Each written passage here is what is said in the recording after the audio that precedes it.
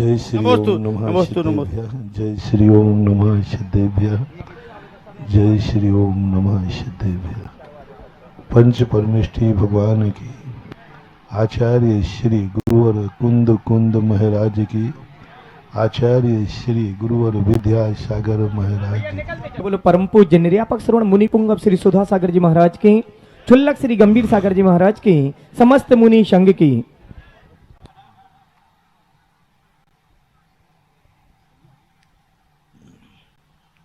सृष्टि में ने भी अपनी एक व्यवस्था बनाई है। व्यवस्था ये बनाई है कि हमेशा सर्दी नहीं पड़ेगी, निश्चित महीनों में सर्दी पड़ेगी। व्यवस्था बनाई है गर्मी हमेशा नहीं पड़ेगी, निश्चित समय में गर्मी पड़ेगी। व्यवस्था बनाई है कि बरसात निश्चित महीनों में बरसेगी। व्यवस्था बनाई है कि सूर्य पूर्व से ही उगेगा। व्यवस्था बनाई है कि सूर्य डूबने के बाद अंधेरा होगा। पेड़ पौधों में भी निश्चित बनाया है कि ये इसी महीने में फलेंगे। आम आदि वृक्षों को अपन ने देखा, ये 12 मास से नहीं फलते, उनका भी काल निश्चित होगा कि इसी काल में उनमें फल आते हैं। तो प्रकृति ने ऐसी व्यवस्थाएं बनाई हैं, जो व्यवस्थाएं, और जहां व्यवस्थाएं होती हैं वहीं पर से मोक्ष का रास्ता निकलता है। जहां कोई व्यवस्था नहीं है, जहां सर्दी गर्मी की कोई व्यवस्था नहीं है, एक समान जहां वातावरण रहता है, एक निश्चित वातावरण होता है। ऐसे स्वर्ग और भोग भूमि में जहां कोई व्यवस्था ही नहीं, एक फिक्स हो गया टेम्परेचर, वहां निश्चित हो गया सूर्य नहीं निकलेगा, सदा दिन रहेगा। सब कुछ नहीं, कोई व्यवस्था नहीं है स्वर्गों में। भोग भूमि में कोई व्यवस्था नहीं है। प्रकृति ने कहा जहां कोई व्यवस्था नहीं है वहां धर्म नहीं रहेगा, धर्मात्मा नहीं रहेगा, मोक्ष मार्ग भी नहीं रहेगा। इसलिए जिस युग में अपन जी रहे हैं, जिस भूमि पे अपन जी रहे हैं, ये वरदान मांगो कि सर्दी गर्मी बरसात तीनों ऋतुएं आती हैं। आज सबसे बड़ी बीमारी का कारण है कि आपने सारी ऋतुओं को एक टेम्परेचर में बांध दिया। एसी, बस सब एसी, सर्दी गर्मी बरसात सब एक कर दिया। प्रकृति ने कहा था कि नहीं, गर्मी में तुम जम के पसीना बहाओ, बरसात में जम के नहाओ और सर्दी में जम के खाओ। ये तीन चीजें आपकी थी, लेकिन आज तुमने सदाबहार कर दिया। अब लोगों को पसीना तो आता ही नहीं, आता है तो घबराहट से आता है। बड़े बड़े लोग देखो, गाड़ी में एसी, ऑफिस में एसी, 24 घंटे कमरे में एसी। पहले लोग छतों पे सोते थे, खुली हवा लेते थे। आज 24 घंटे कमरे में बंद रहते हैं, रात भर सोते हैं। एसी की गैस जो है उनके जीवन में प्राप्त हो रही है। छतों की खुली हवा खत्म हो गई, एसी की हवा चालू हो गई।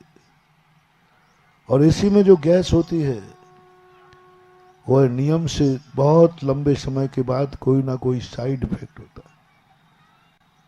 दुनिया समझ नहीं पा रही कि इतनी बीमारी कैसे बढ़ रही है। मैं कहा करता हूं ना, पहले एक डॉक्टर 10 गांव में एक वैद्य होता था।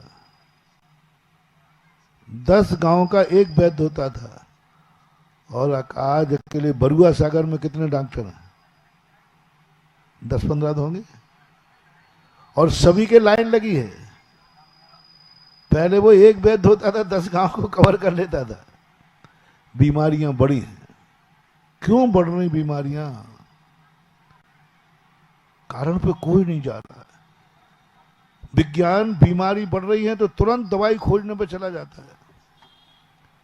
विज्ञान का एक ही काम है, समस्या आएगी समाधान करेंगे। बीमारी आई नहीं और वहां दवाई की खोज चालू नहीं। और धर्म कहता है पहले यह खोजो कि ये बीमारी आई क्यों है, उसको जानो और उसको जान करके वहीं खत्म कर दो। आज मेडिकल इतना बढ़ गया, इतना बढ़ गया। पहले इतना बड़ा मेडिकल नहीं था। वैद्य के पास एक छोटा सा डिब्बा होता था, उसी में सारी दवाइयां होती थी। मेडिकल तो होता ही नहीं था। मेडिकल नाम की कोई चीज थी नहीं। क्यों? ये सारी की सारी प्रकृति की व्यवस्था को हमने नकार दिया। हम गर्मी में पसीना नहीं बहाना चाहते, हम गर्मी की धूप नहीं लेना चाहते। और गर्मी का जो मौसम है, जितना व्यक्ति तप जाएगा। बरसात इसलिए आई थी कि तपन के बाद जो बरसात आएगी, 2 4 10 बरसातें हर व्यक्ति भीगता था, सारी बीमारियों का समापन हो जाता था। इसलिए आर्यावर्त में व्यवस्थाएं हैं, सर्दी गर्मी बरसात है, हर चीज की व्यवस्था है। भोग भूमि के फल फूल सदा फलते फूलते रहते हैं। यहाँ का पेड़ हमेशा नहीं फलता, आम भी फटेगा, उसका मौसम है। जिस दुनिया में मौसमी फल आते हो, उस दुनिया से ही मोक्ष मार्ग बनता है। सदाबहार फल साधु नहीं खाते, त्यागी वृत्ति नहीं खाते। मौसमी फल, जिसका मौसम निश्चित है कि ये इसी मौसम में आएगा, 12 मासी नहीं आएगा। आज कोल्ड स्टोर के माध्यम से आप 12 मासी फल दे रहे हैं, बीमारी का कारण है। आज ग्राफ्टेड पेड़ लगा रहे हैं, 12 मासी फल दे रहे हैं, बीमारी का कारण है। जिस वृक्ष में मौसमी फल आता है, वो मौसमी फल अमृत के समान काम करता है, क्योंकि वो उसी मौसम के लिए हुआ है कि इस मौसम को कैसे तब्दील करें। ऐसा ही धर्म क्षेत्र में होता है। हर चीज का एक मौसम है। कहां धर्म करें, कब धर्म करें, इसकी एक व्यवस्था है। इसकी एक व्यवस्था बनाई और इसी व्यवस्था के तहत मंदिर और तीर्थ क्षेत्रों को बनाया गया, अतिशय क्षेत्र और सिद्ध क्षेत्रों को बनाया गया। इस तरह मंदिर चैत्यालय बनाए गए। पूजा तो कहीं भी कर सकते हैं, माला तो कहीं भी फेर सकते हैं, कहीं भी माला फेरो, कहीं भी पूजा करो, कर सकते, लेकिन वह फलेगी नहीं। तुमने जितना किया उतना मिल जाएगा। 1 क्विंटल गेहूं दिया है तो 1 क्विंटल मिल जाएगा, लेकिन 1 क्विंटल के 20 क्विंटल नहीं मिलेंगे। कहां की है तुमने पूजा? घर में पूजा ही की है, कोई पाप नहीं किया, बहुत कम फलेगा। कहां की है तुमने पूजा? मंदिर में फलेगा, उस घर से ज्यादा फलेगा। कहां की है तुमने पूजा? एक तीर्थ क्षेत्र पर पूजा की। मैं पूछना चाहता हूं, यही पूजा, यही प्रवचन बरुआ सागर के मंदिर में बैठ के देता तो क्या तुम इतना आनंद आता? क्या तुम इतना दान देते? क्या तुम इतना खुशी से नाचते? पूजा तो हो जाती है, बहुत अच्छी पूजा हो जाती। शायद यदि मंदिर के अंदर करते तो 50 जोड़े और बढ़ जाते। यही पूजा यदि हम बरुआ सागर के मंदिर के यहाँ करते तो शायद और जोड़े बढ़ जाते, लेकिन संख्या बढ़ जाती है। लेकिन जो आनंद आज जो विश्व की ख्याति प्राप्त की है, आज जो 1 टिकट में दो दो मजे तुमने लिए हैं। आज तुमने पूजा ही नहीं की है, आज 90 साल की पड़े हुए मरीज को आपने स्वस्थ किया है। जितने ये विधान में बैठे हैं, एक श्रेय जाता है राजा राम स्वरूप के लिए, जो यहाँ के थे पहले, सेठ जी और वर्णी जी। उन्होंने ऐसा कुछ किया था। आज सबसे ज्यादा, उनसे भी ज्यादा, उन्होंने तो बरुआ सागर को पैदा किया था, उन्होंने तो बच्चे को पैदा किया था, और दूसरे ने बच्चे को मरते हुए बचाया है। दोनों में से श्रेष्ठ कौन है? एक ने बच्चे को जन्म दिया है, पालन पक्का है, गणेश प्रसाद वर्णी ने, राम स्वरूप ने, उस समय की समाज ने इस कॉलेज को जन्म दिया था। लेकिन उनका पुण्य एक तरफ रख लीजिए, आज आप लोगों ने, वही बालक मरने की स्थिति में है और आपने उसे बचा लिया, तो स्थापना करने वाले से आप अनंत गुणे ज्यादा हैं, बहुत आगे। बरुआ सागर बनाने वाले विद्यालय से भी ज्यादा पुण्यात्मा वो हैं जो अभी दान दे रहे हैं, जो अभी पूजा कर, उनसे कई गुना आगे। खजुराहो की प्रशस्ति में लिखा, जिन्होंने मंदिर बनवाया बड़ा शांतिनाथ का, वहां पर उन्होंने एक बहुत बड़ी बात लिखी, मानो। उन्होंने कहा, मैंने मंदिर बनाया, मैं ज्यादा सम्मान का पात्र नहीं हूं, जो इस मंदिर में पूजा करेंगे, जो इस मंदिर की सुरक्षा करेंगे, मैं उनके दास का भी दास हूं। जो इस मंदिर की सुरक्षा करेंगे, जो इस मंदिर का जीर्णोद्धार करेंगे, जो इस मंदिर की भगवान की पूजा करेंगे मेरे बाद, मैं उनका दास नहीं, उनके दास का भी दास, दासानुदास हूं मैं। सन 1981 में जब खजुराहो गया पूज्य गुरुदेव के साथ में, उस प्रशस्ति को पढ़कर आचार्य श्री ने हम लोग कहा, देखो ये है दान, ये है निष्कसायपना, ये है निरभिमान, ये दान बनाएगा इनको चक्रवर्ती, और ऐसा दान इनको फलेगा फूलेगा। इतना बड़ा मंदिर बना दिया और किसका दासानुदास बन रहा है, बहुत बड़ी चीज। इसी प्रकार सबसे बड़े पुण्यात्मा आप लोग हैं, जो वर्णी जी राम स्वरूप द्वारा पैदा हुए बालक को 90 साल बाद मरने से आप बचा रहे हैं। बस आखिरी बार था इसका। यदि यह मौका चूकता था तो इस विद्यालय को निश्चित मरना ही था।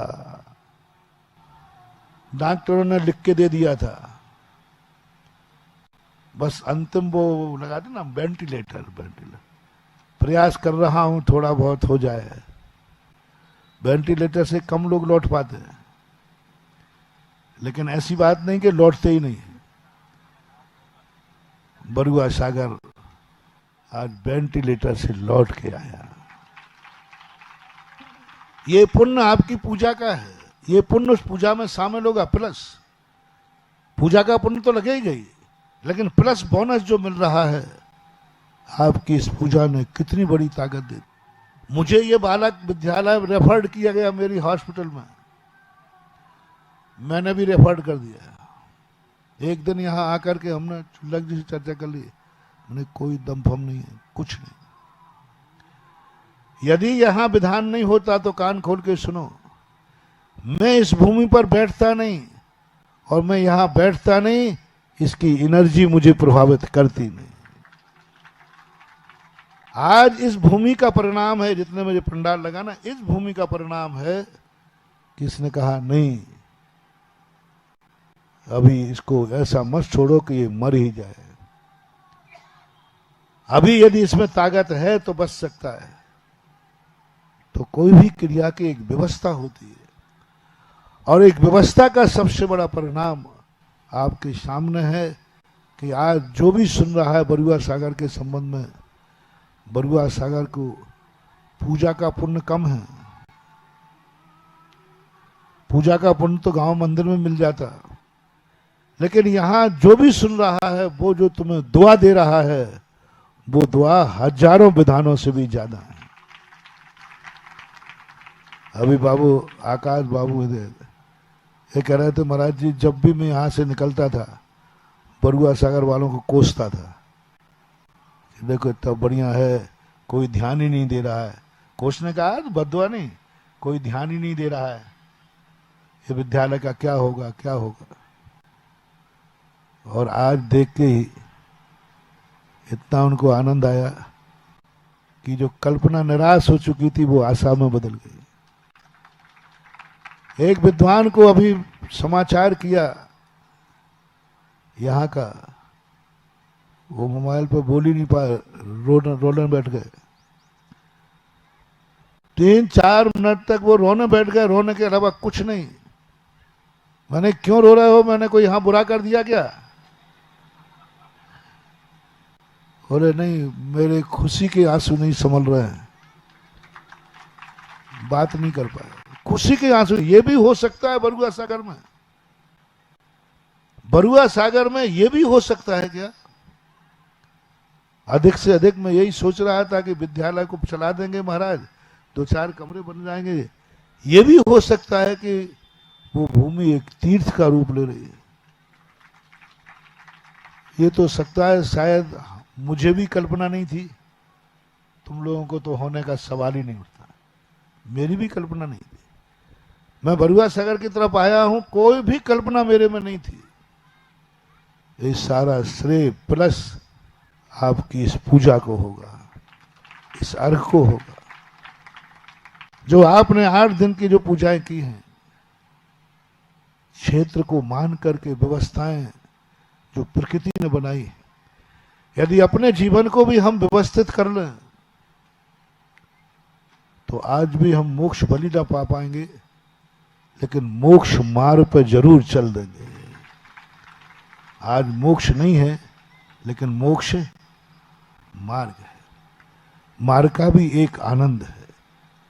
एक व्यक्ति ने कहा, बोले महाराज जी मुनि बनने से क्या फायदा है? मैंने क्यों? बोले महाराज मोक्ष तो होना नहीं। मैंने पक्का नहीं होना। आप कहां तक जाओगे? मैंने कि आगम में तो 16वें स्वर्ग तक लिखा है, तो वो तो हम ही चले जाएंगे। यो श्रावक व्रतपाल स्वर्ग 16, तो हम श्रावक खूब दोनों टाइम खाएंगे पिएंगे सब करेंगे तो भी 16वां स्वर्ग मिलेगा। आप इतनी तपस्या कर रहे हैं तो भी 16वां स्वर्ग मिलेगा। तो महाराज बोलो हम ज्ञानी हैं कि आप ज्ञानी हो? फल वही है, दोनों को एक। मैंने कि भाई तू फल की तरफ देख रहा है, मुझे 16वां स्वर्ग चाहिए ही नहीं, मैं तो पहले में मंजूर है। मुझे 16 स्वर्ग से कोई लेना देना नहीं। मुझे तो जो मोक्ष मार्ग का आनंद है वो इंद्र नाग नरेंद्र व अहमेंद्र के ना ही कहो। पंडित जी साहब दौलत राम जी क्या गजब की बात करी।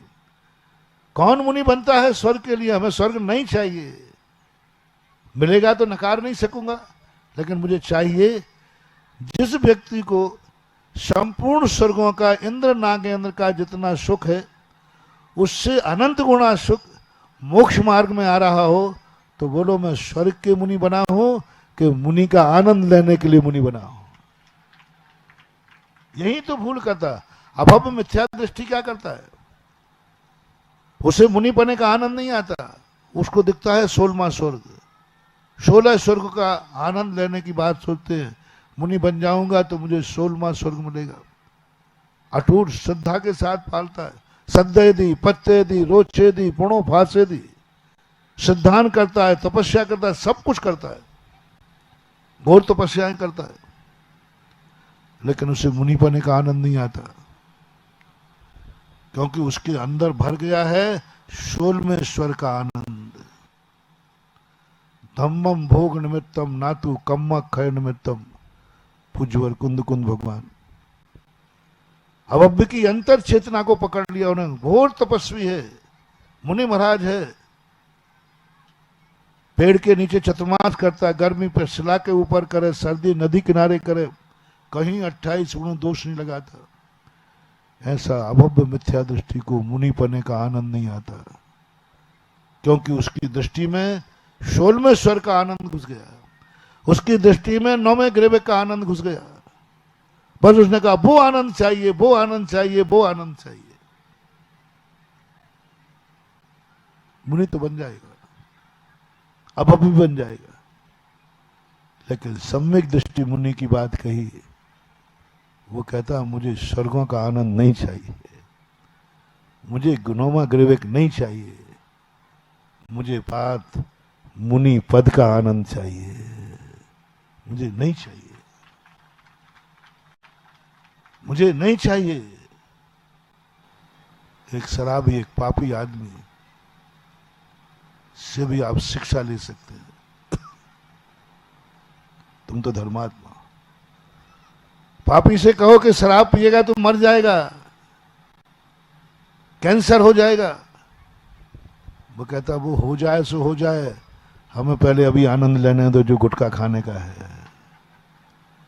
वो कैंसर के दुख से नहीं डर रहा है, कैंसर में तू अकाल में मर जाएगा नहीं डर रहा है, शराब पिएगा नाली में पड़ेगा नहीं डर रहा है, तेरी मां निपुती हो जाएगी, बोले हो जाए, तेरी पत्नी विधवा हो जाएगी, हो जाए, तेरे बच्चे अनाथ हो जाएंगे, हो जाएं, बस सब कुछ सहन करके तैयार हैं, लेकिन मुझे शराब का आनंद ले लेने दो। बोलो शराबी जानता है कि नहीं कि मेरी अकाल में मौत, इसमें एक चीज जान सकता है कि मैं अकाल में मौत हो सकता है। गुटखा खाने वाले जानते हैं कि नहीं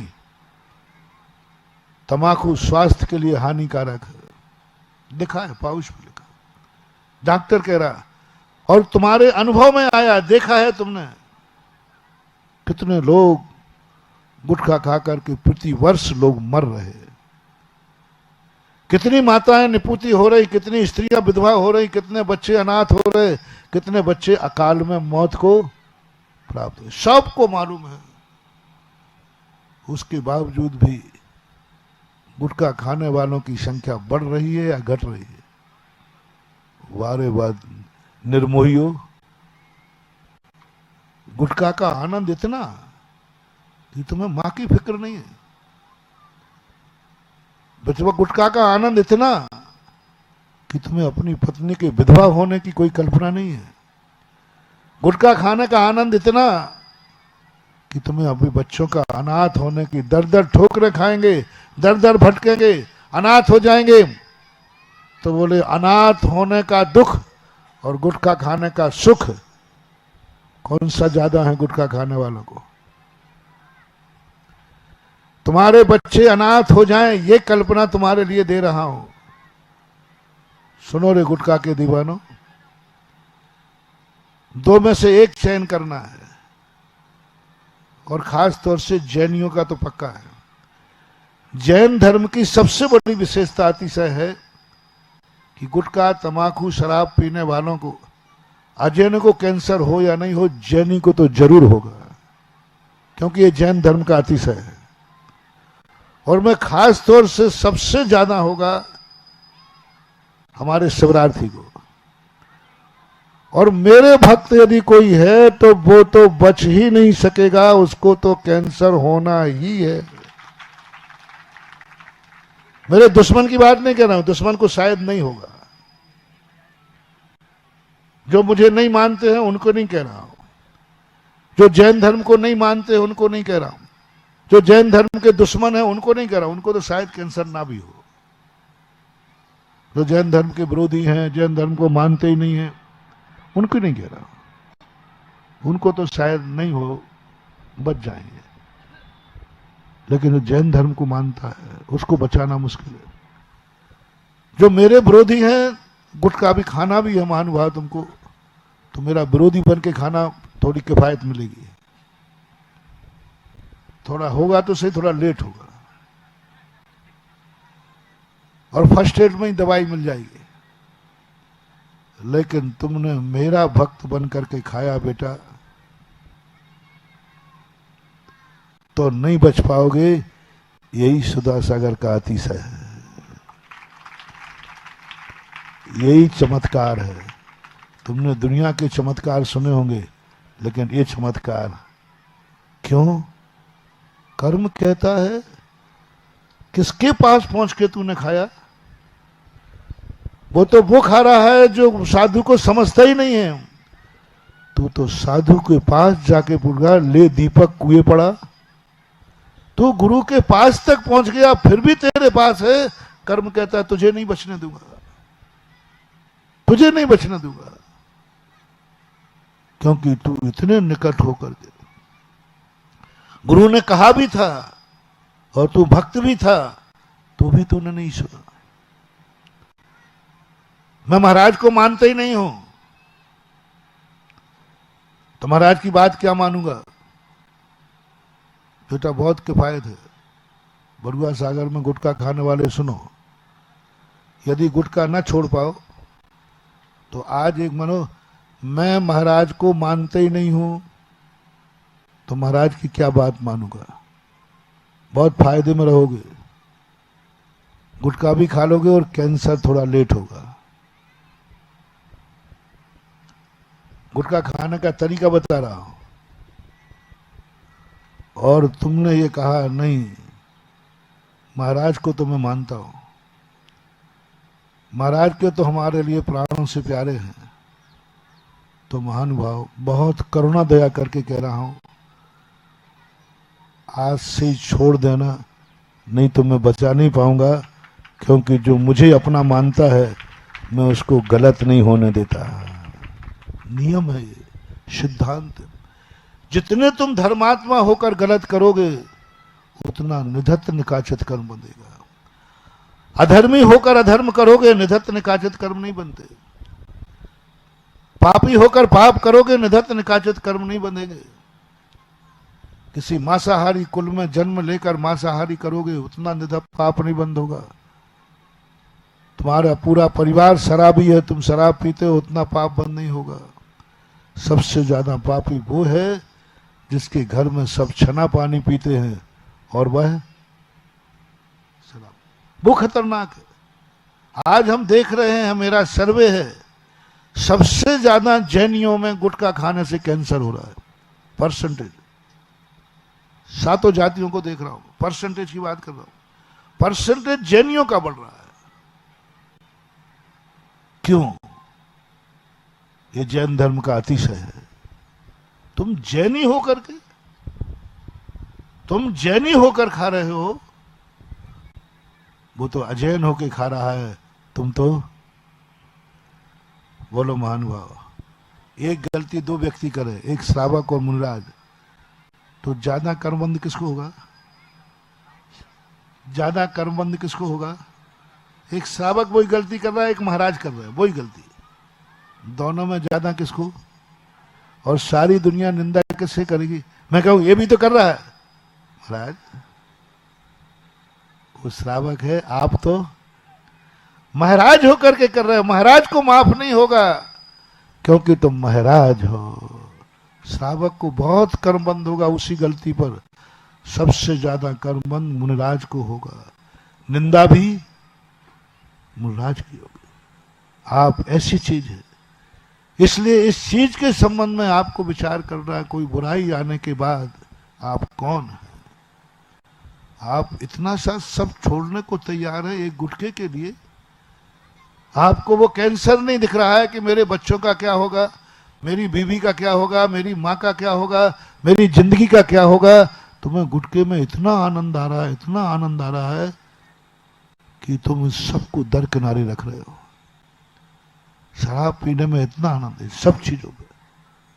तो मैंने शिक्षा ली कि जब एक पापी गुटखे के आनंद में परिवार से निष्फिकर हो जाता है, हम लोगों ने सारे परिवार का त्याग कर दिया मां धर्म के लिए, तो गुटखा से तो ज्यादा ही आनंद है। क्यों? क्यों साधु इतने कष्ट उठाते हैं? क्यों परिवार को त्याग देते हैं? क्यों माँ बाप को, परिवार को, सबको छोड़ करके महाराज बन जाते हैं?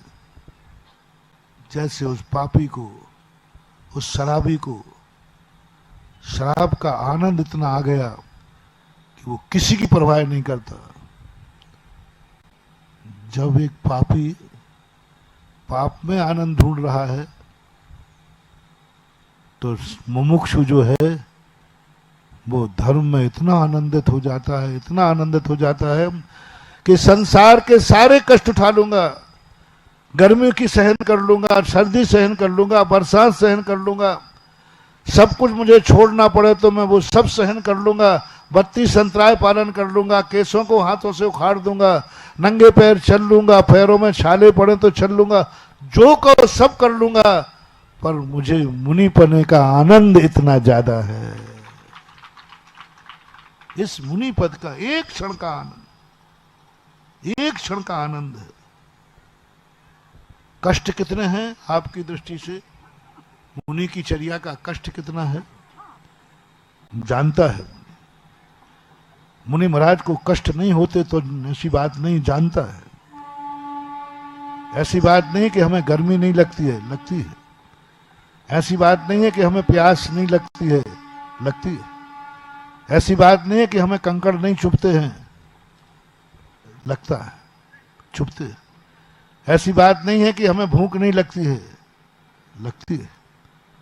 ऐसी बात नहीं है कि हम आहार नहीं करना चाहते हैं, करना चाहते हैं। फिर महाराज आपको ये सारे कष्ट होते हैं, होते हैं, और आप दूर भी करना चाहते हो, करना चाहता हो, लेकिन मेरा मुनि पद नहीं छूटना चाहिए, मेरा मुनि पद नहीं छूटना चाहिए, मुनि पद में दोष नहीं आना चाहिए, मुनि पद हमारा सुरक्षित रहना चाहिए। महाराज ये तो संभव नहीं। फिर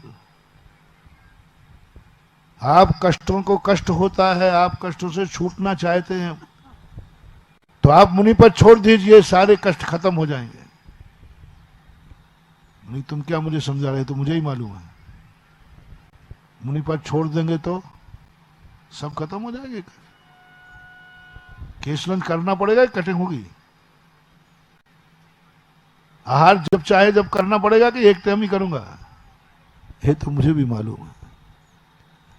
महाराज आपको मालूम है कि मुनि पद धारण करने पर इतने कष्ट उठाना पड़ेंगे, मालूम है, फिर क्यों धारण किया? इन सारे कष्टों को एक तरफ रखो और एक क्षण पर के मुनि पद का आनंद एक तरफ रखो, बस वो आनंद पाना है मुझे। पूज्यवर कुंद स्वामी कहते कहाँ जाता है स्वर्ग? तो ये तुलना कर रहा है कि आप भी स्वर्ग में स्वर्ग जाएंगे, मैं भी स्वर्ग में स्वर्ग जाएंगे, दोनों एक ही स्थान पर रखेंगे, इतने कष्ट क्यों? बंधु स्वर्ग मर कहाँ लगते हैं? पासंग में लगते हैं। कहाँ लगता है कुबेर? कल कह रहा था ना संदीप बाबू, कहाँ लगता है कुबेर? कुबेर तो इस पद के सामने चरणों की धूल बन जाए तो उसके भाग्य है। कुबेर लगता कहाँ है? कुबेर तो चाकर है। कुबेर हमें पाकर के धन, कुबेर को हम पाकर धन नहीं हो रहे हैं, कुबेर साधु के चरणों में लुटा करके धन होता है।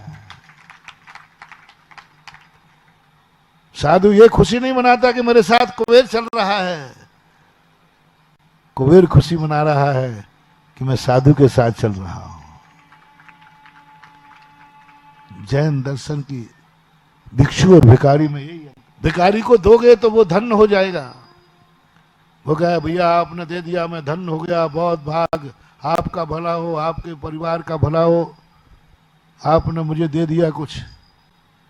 भिक्षु का मामला उल्टा है। तुम भिक्षु को, गुरु को, भगवान को, जैन धर्म को कितना भी दोगे, कितनी भी सेवा करोगे, ये कभी धन्य होने वाले नहीं है। यहां धन्य कौन होता है? देने वाला। भिखारी लेने वाला धन्य होता है और भिक्षु को देने वाला धन्य होता है, लेने वाला नहीं। देने वाला ना, आहार मैं करके आता हूं, पेट मेरा भरता है, नाश्ता कौन है? नहीं मैं नाचूंगा आज, बढ़िया डूम डूम। बोले क्यों, आज मेरा भोजन अच्छा हो गया? नहीं नहीं, वो तो जितना अच्छा भोजन होगा साधु उतना ही अपने आप को कोसता है। जिस दिन बहुत अच्छा भोजन होता है साधु उस दिन सबसे ज्यादा दुखी होता है, सबसे ज्यादा दुखी होता है। जिस दिन सबसे अच्छा भोजन मिलेगा, जिस दिन सबसे मनमाफिक भोजन मिलेगा, उस दिन साधु दिन भर दुखी रहता है, प्रतिक्रमण में रो पड़ता है, क्योंकि आज अच्छा भोजन हो गया, अच्छा भोजन हो गया, मन माफिक भोजन हो गया, अनुकूल भोजन मिल गया। साधु प्रतिक्रमण में रो पड़ता है, बहुत दुखी होता है। साधु सबसे ज्यादा सुखी होता है उस दिन जिस दिन उपवास होता है, जिस दिन अंतराय होता है, जिस दिन अलाभ होता है, जिस दिन भोजन नहीं मिलता है, उस दिन साधु के आनंद का पार नहीं होता। आज आया मजा, आज आया आनंद। ये साधुता की पहचान बड़ी उल्टी है, लेकिन आप लोग देकर के खुश होते हो। बस यही दाता का लक्षण है। दाता का लक्षण कान खोल के सुनो, पात्र का लक्षण कान खोल के सुनो। जो पात्र पाने के बाद खुश होता है वो पात्रता उसकी खंडित हो गई, और जो देने के बाद खुश नहीं होता है उसका दातापना खंडित हो गया। देना पड़ा, देना तो नहीं चाहते थे, उसका दातापना खंडित हो गया। वो क्या कहता है, महाराज आपको इन्होंने देखो इन लोगों ने आहार दिया, बोले मेरे पाप कर्म का उदय था। देखना आप लोग क्या करोगे, कोई आपको बढ़िया अच्छा भोजन कराए, ठंडी ठंडी लस्सी पिलाए, बाद में भैया मजा आ गया, आपका बहुत बहुत आभार, थैंक्स, बहुत अच्छा किया, बड़े पुण्य का उदय आया आज मेरा। कभी साधु का आहार अच्छा हो जाए, महाराज जी आज तो आहार आपका अच्छा हो गया, आज मेरे बहुत पाप कर्म का उदय, मैंने कौन से पाप किए हैं। देखना दोनों का एक्शन देखना, महाराज जी उसने बड़ी मेहनत से बना के खिलाया है, थोड़ा तो आनंद मना लो। बोले नहीं मेरे पाप कर्म का उदय है। और उधर दाता से पूछो, दाता फूला नहीं समा रहा है, अभी पेट में अन्न का दाता नहीं गया। एक अतिशय, एक दिन मैंने अतिशय बताया था ना, लोगों ने कहा कि महाराज जी धर्म में अतिशय क्या है, ऐसा बताओ जिससे हम मान जाए, विज्ञान भी पीछे आ जाए। मैंने कि आज तक विज्ञान ने कभी ये सूत्र नहीं बनाया कि कोई नहाएगा और कोई फ्रेश हो जाएगा, कोई खाएगा और किसी को आनंद आ जाएगा। बोले महाराज ये तो नहीं हो सकता, नहाए कोई और फ्रेश। मैंने कि हमारे मंदिर में ये होता है, नहाता भगवान है, फ्रेश भक्त हो जाता है। नेहन भगवान का होता है और मैल कर्म प्रबंध निगटैरपि ताप्तम ज्ञात्वापि भक्तितावसिता परमा त्वाम सीय कलमस गणोन्मथ नाय देवो शुद्धो दिखे। हे भगवान क्या अतिशय, मैं आपके ऊपर लोटे ढाल रहा हूं और मेरा मल साफ हो रहा है। ये कभी किसी विज्ञान ने चमत्कार किया? बोले नहीं किया। दूसरा देख लीजिए, पेट महाराज का भर रहा है और नाच कौन रहा है? पेट देख लो, अभी पेट में दाना भी नहीं पहुंचा है और नाच रहा है, इतना नाच रहा है।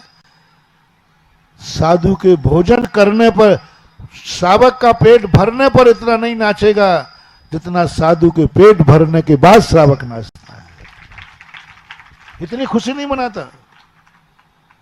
आहार देने में पुण्य नहीं महानुभाव,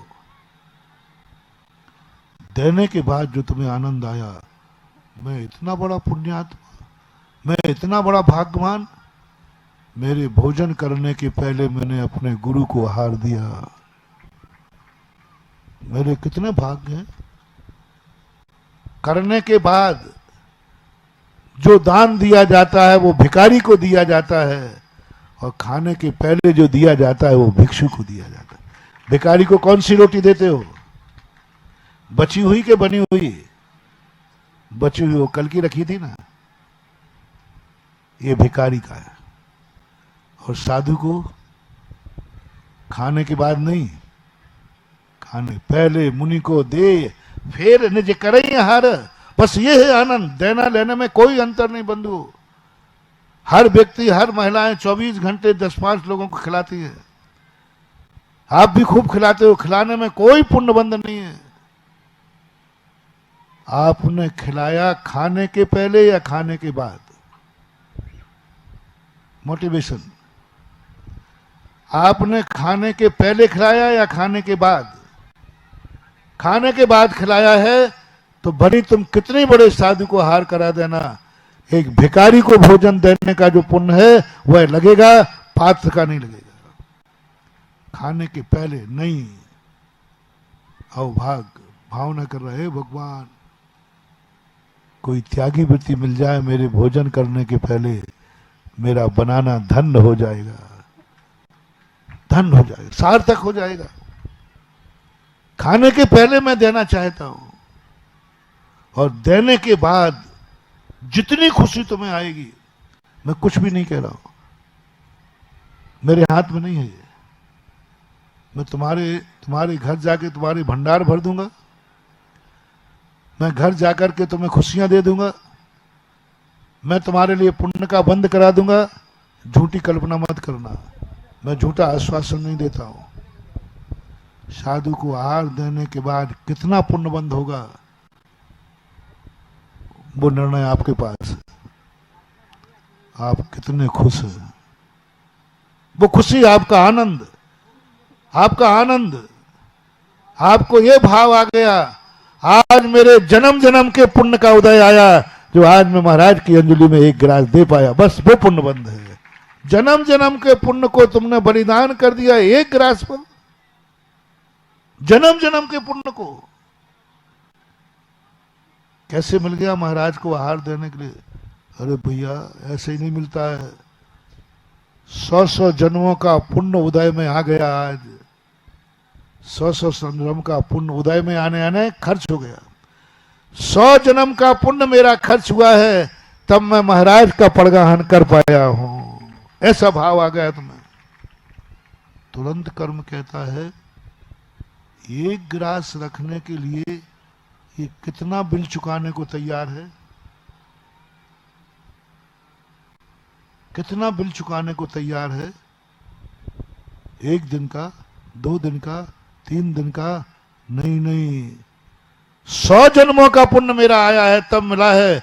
जैसी तुम्हारे अंदर से आवाज आई, जाओ ये साथी से पुण्यवन तुम्हें मिल गया, अब तुम 100 भाव तक भी कभी भूखे नहीं रहोगे।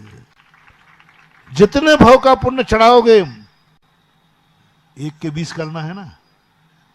1 क्विंटल के कितने किए थे? 20 क्विंटल। तो अब बताओ, तुम्हें महाराज का दर्शन करते समय, आहार का एक उपलक्षण दे रहा हूं जो तुम्हें समझ में आ जाए। महाराज का दर्शन करते समय, महाराज में नगर में आगमन होने पर, महाराज को नमोस्तु करने पर, महाराज के पैर छूने पर, महाराज के पाद प्रक्षालन करने पर, महाराज को आहार कराने पर तुम्हें क्या लग रहा है, ये मौका कितने भाव के पुण्य से मिला है? महाराज 3-4 बार पृथ्वी पर गया था, श्रीफल चढ़ा दिए, मिल गया। कितने श्रीफल चढ़ाए? कितने रुपया की चढ़ाए? बोल दो। 1 बोरा चढ़ा दिए होंगे, 2 बोरा मान लो, 2 बोरा के 20 गुना कर लो। कितने में मिला, ये निर्णय आपको करना है, मुझे नहीं करना। नगर में साधु, फीलिंग की बात है, फीलिंग की बात, लेन देन की सवाल नहीं है। क्या अनुभूति हो रही? साधु नगर में आया है, कितने पुण्य का बलिदान कर सकते हो आप? 2 बार जाने का, 2-3 बार श्रीफल चढ़ाने का,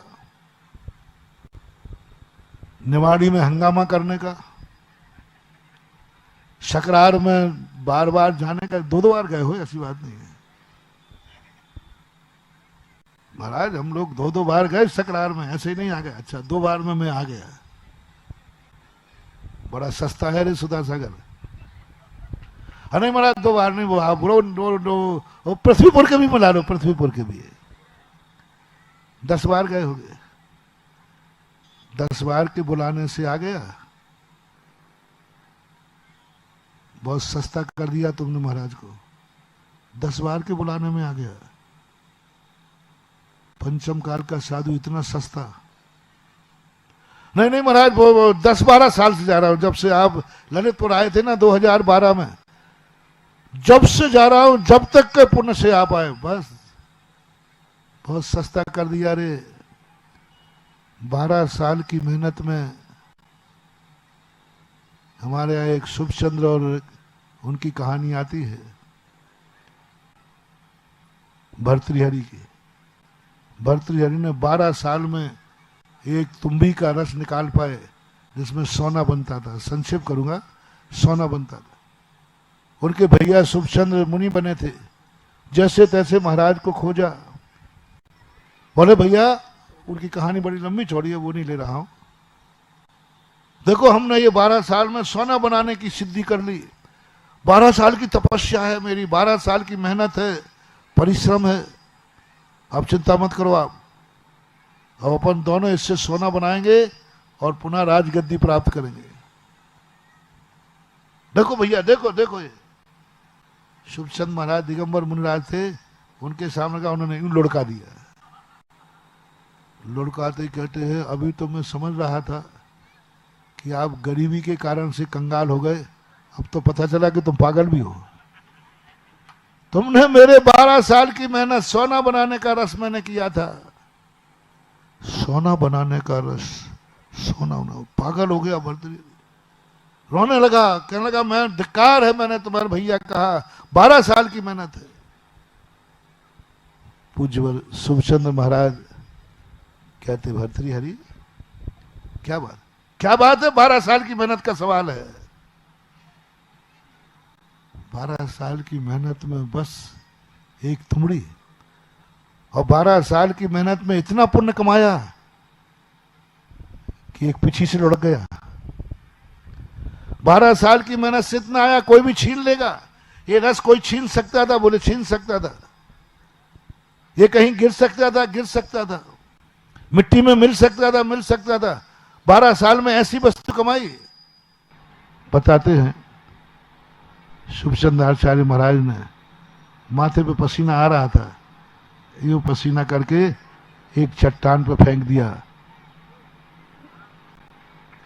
भर्तृहरि कहते हैं, भैया ये क्या मामला है, ये चट्टान तो सोने की हो गई। मैंने शुभचंद महाराज बोलते हैं, मैंने वो रसायन पैदा किया है जिसे कोई छीन से नहीं सकता। वो तो मेरा पसीना है ना, वो कोई छीन नहीं सकता, कोई मिट्टी में मिला नहीं सकता, कोई लुढ़का नहीं सकता। ऐसी अनमोल निधि मेरे पास है। तुम 12 साल की मेहनत से तुमने पा लिया कि सुधा सागर बरुआ सागर आ गए। कहोगे 12 साल की मेहनत है, 12 साल की। लो मैं पीछे लगा के लुढ़काता हूं माटी में। लगाओ दाव पे, कितना लगा सकते हो।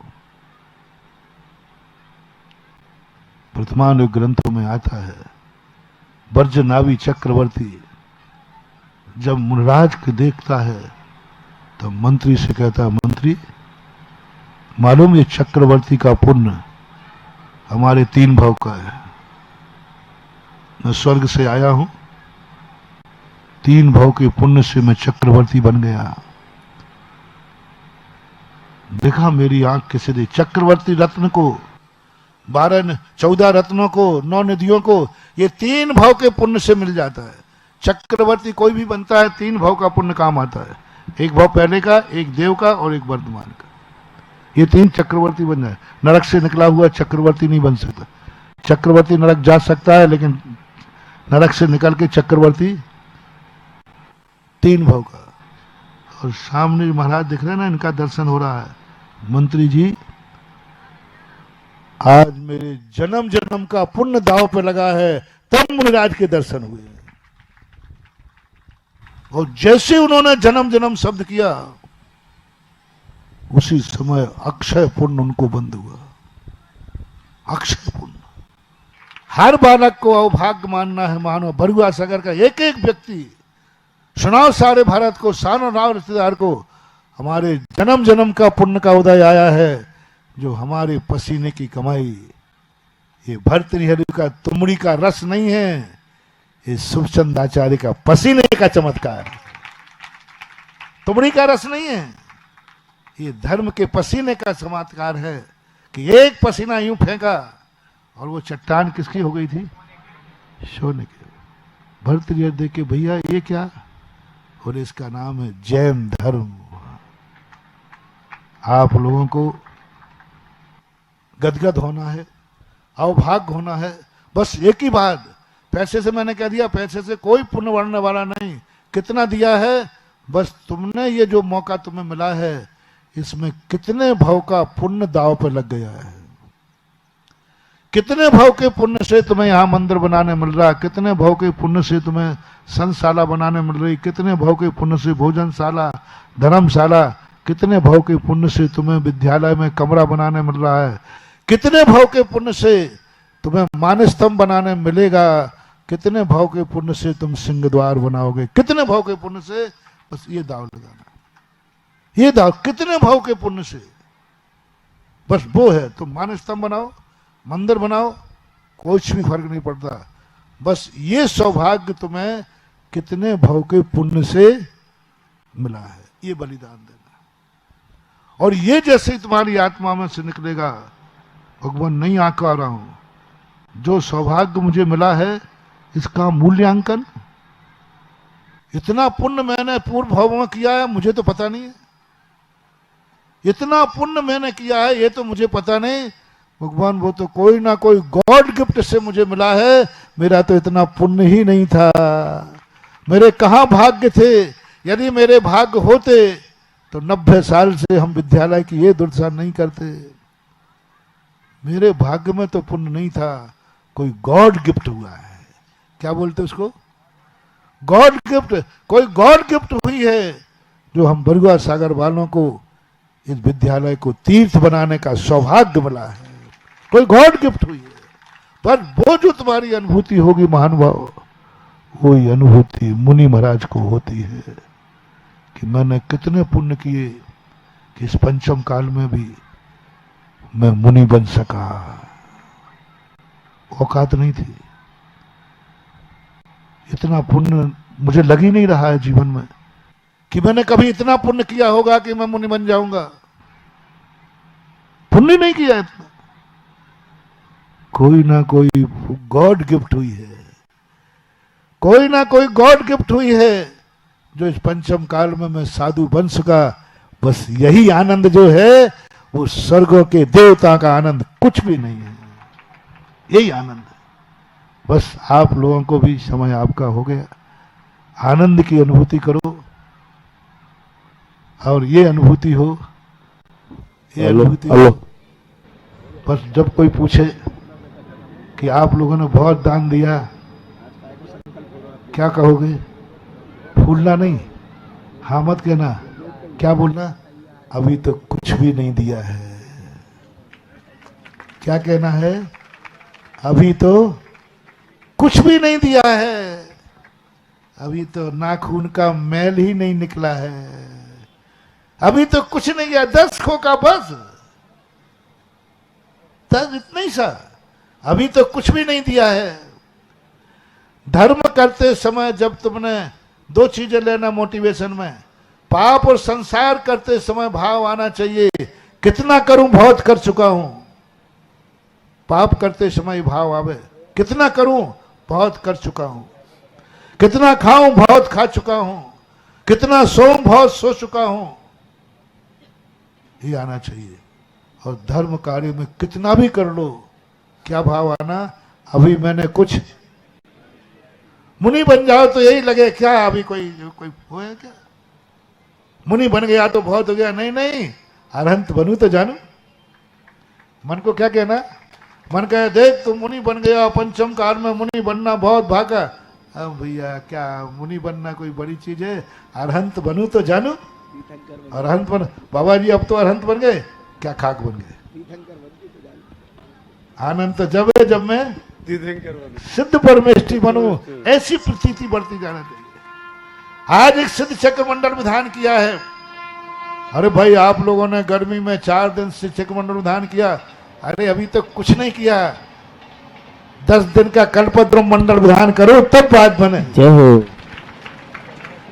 अभी तो मैंने कुछ भी दान नहीं दिया है, कुछ भी नहीं दिया, अभी तो और देना है। और जितना देने को मिला है ये मेरे जन्म जन्म के मंदिर पर, गुरु पर, क्षेत्र पर कभी एहसान मत लादना, बल्कि ये कहना सभी लोग आज इस भूमि को प्रणाम करोगे कि आज यदि ये भूमि हमारे पास नहीं होती तो आज हमें ये तीर्थ बनाने का मौका नहीं मिलता। बोलो ये तीर्थ तुम्हारा ऋणी है कि तुम तीर्थ के ऋणी हो। ये भूमि तुम्हारी ऋणी है, तुमने करोड़ों रुपया दान दे रहे हो, तो तुम्हारी ऋणी है कि तुम इस भूमि के ऋणी हो। तुम भूमि के ऋणी हो कि ये भूमि नहीं होती तो ना महाराज का भाव होता, ना महाराज रुकते और ना हम लोगों का भाव होता। इस भूमि की वंदना करो, इस भूमि को नमस्कार करो, इस भूमि को दुआ दो कि हे भूमि तेरी बदौलत हम बरुआ सागर वालों को ये सौभाग्य मिला है कि हमने ये कार्य कर सके। ऐसी अनुभूति तुम्हारे अंदर हो। ये नहीं हो कि देखो मैंने बोल करके विद्यालय पे बहुत कभी है विद्यालय देख ले मेरी बदौलत तू तीर्थ बन गया, नहीं, तेरी बदौलत मुझे तीर्थ बनाने का सौभाग्य मिल गया। ऐसी अंदर की आवाज आए तो हर व्यक्ति को जिसको जो जो आइटम मिल रहा है वो भाग्य माने और उसको अंतिम नहीं माने। क्या क्या क्या देना है, अभी तो ये अंगड़ाई है, अभी तो ये झांकी है, पता नहीं अभी क्या क्या बाकी है। महावीर भगवान की जय।